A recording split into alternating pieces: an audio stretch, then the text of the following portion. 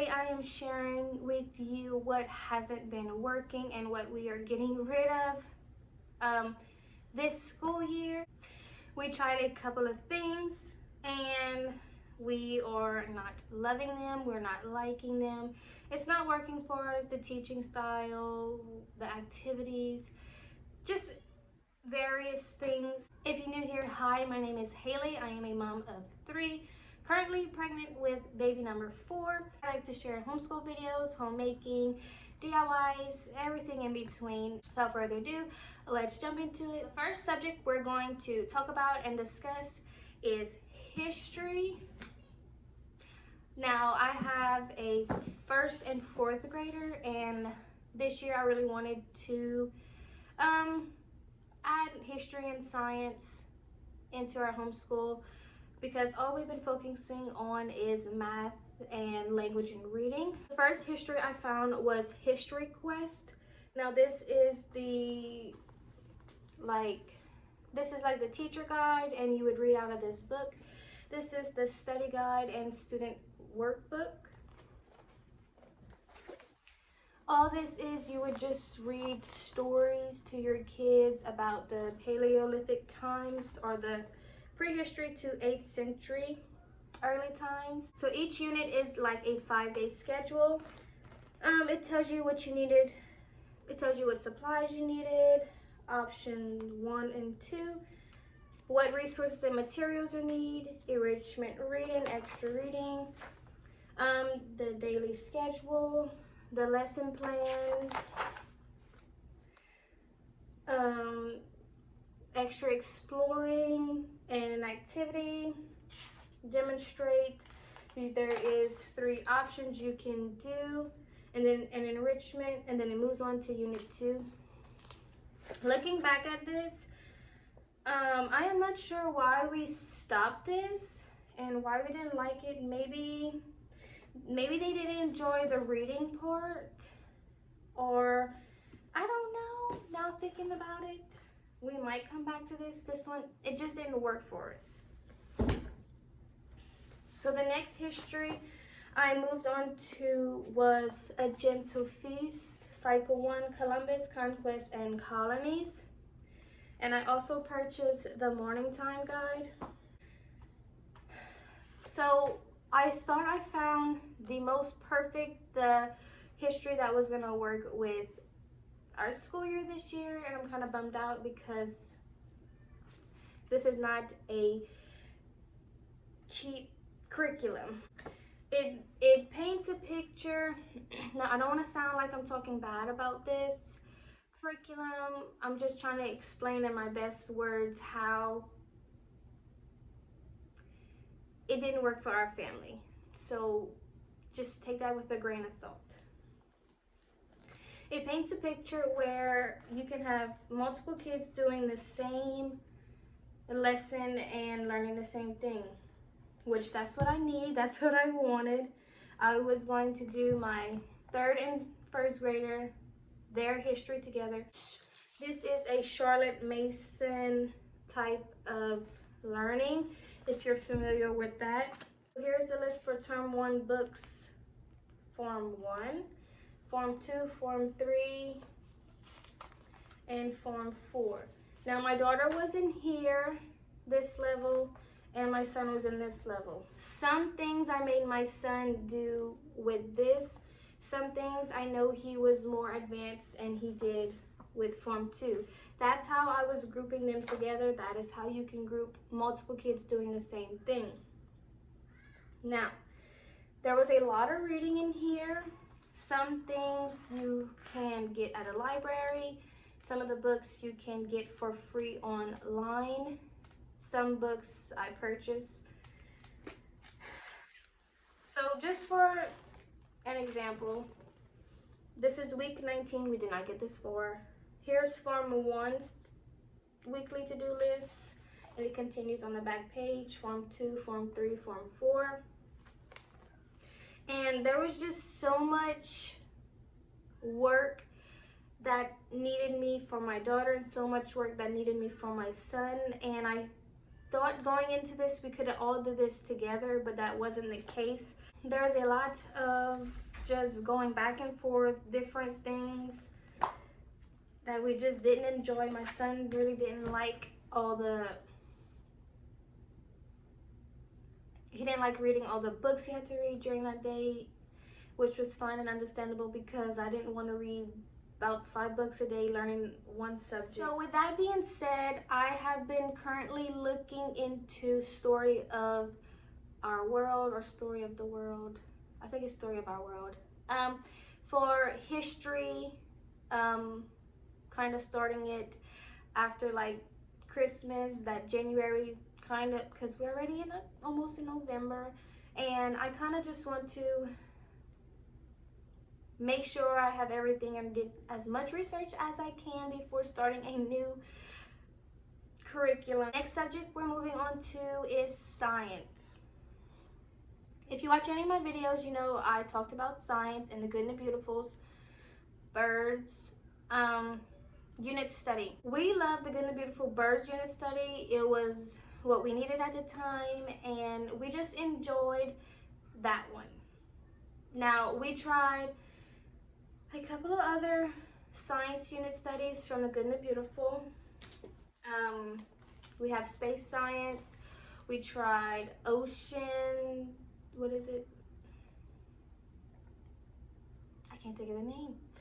We tried a lot of them.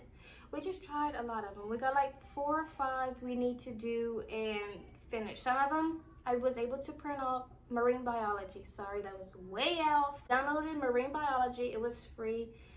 I got arthropods handed down. I purchased the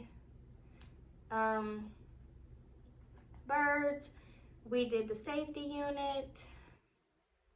We did the water cycle, the one where it did the water cycle. We did like a couple of lessons out of each, and we just didn't enjoy it. Now, we did enjoy the birds unit study because we just love birds and like animals and learning about that because we have chickens. And I got space as a hand-me-down, but I purchased it for a little price. Not sure if I want to give the good and beautiful more or another chance. I'm not sure if we just wasn't ready for those at the time, if that's not my kids' interest. I don't know. I think we need more like hands-on experiments, like looking under a microscope, you know, doing a project, having things fizzle in front of us. So go ahead and leave your comments and suggestions down below. What sciences you use. Next, we're moving on to language, reading, and writing. I just like to group all that together because it all kind of just flows with each other. So just a little backstory. My son went to school for pre-K, kindergarten, and first. And then my daughter is the one that I started her from the beginning. So I'm kind of still learning about the correct way to help her understand and learn, like phonics, reading, writing, all that. So whenever my son got out of public school and I started homeschool, we did the good and the beautiful. I think the good and the beautiful is that perfect curriculum where you're taking your kids out of public school and then bringing them homeschool. I think that is the perfect curriculum to start off with, because I find it helps transition them slowly. Now with my daughter, I didn't know where to start or what to do, so I started her with the pre-K level, and I love the pre-K level. I love the kindergarten level. Now they updated it. I haven't did the updated ones, but I started her with those, and it helped her with her letter recognition and sounds. Now whenever we got to the kindergarten level, that's where things start to get a little messy. I talked about this before, so I'm just gonna kick myself in the butt, but I did the old version of the level K. Then I saw the new one was coming out, the updated version. So I got it, and I was loving it so far. She was loving it so far. The one thing we love about it is the reading booster cards. It helps her sound out her words, and she has activities, and this is something she enjoys doing and I enjoy doing. Another thing that I like about the Gonna Beautiful is their new letter tiles app. She loves this, and this helps out tremendously.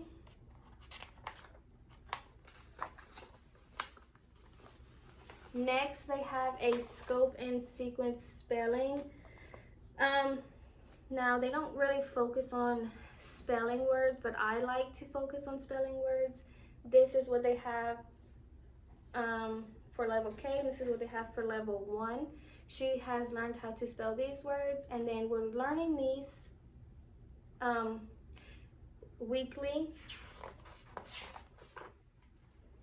What I did notice about the new level is that it starts off very, like, I don't want to say pre-K-ish, kindergarten-ish, even though this is the level K, but this starts off as like some review from those, and she was loving it, she was understanding it, she's getting it.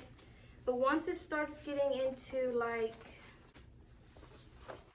once she has done some similar like this, but once it's getting to more like the language grammar part, understanding the capitals and everything in between, like A, capital A would go here, and then maybe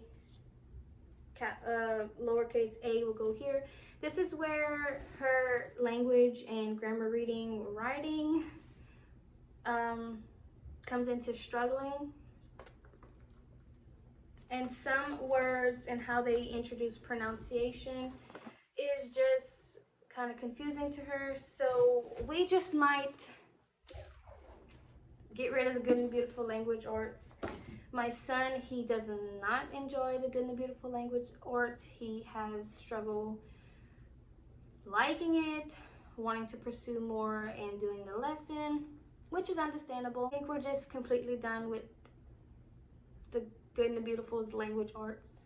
What I have been looking into is starting them both a little bit lower than their level. I maybe want to do some more phonics with my daughter, and maybe, what's the book's called? How to Teach Your Kids to Read in 100 Lessons. And my son, starting him a little bit lower on different reading assignments or phonics work. I don't know what to call it. I know there is All About Reading out there, but having 2 kids on different levels, I cannot, that's something not in our budget for right now. Now moving on to writing. Now I wanted to teach my son how to like start writing paragraphs this year, the correct way to like indent and what makes a paragraph. So I got the Fables, Myths, and Fairy Tales writing lessons. He was understanding how to outline, how to like retell a story. This is basically what you're doing, is retelling a story. It's not what I was looking for, but we might come back to this maybe when he's older and understands the basic principles of writing or putting together a paragraph, how to correctly indent, you know, comparing and contrasting things to make a paragraph. That's what I remember about writing paragraphs. So this is good to learn how to retell stories and how to outline this way. I do have the teacher's guide. You do learn some vocabulary in here. You do learn about verbs and like stuff like that in here. But this is something we're gonna have to put a pause on. Right now that's not working. That is it for what is not working in our homeschool at the moment. Go ahead and comment down below anything that you have tried as well as me and it didn't work out, and what is some of the other choices you would recommend. Thank you for joining in. Please stay tuned for what we are using this upcoming school year. I plan on making a video. I'm kind of late in the game, but it's fun to enjoy what others are using and not using, what's working and not working for their homeschool. Bye guys.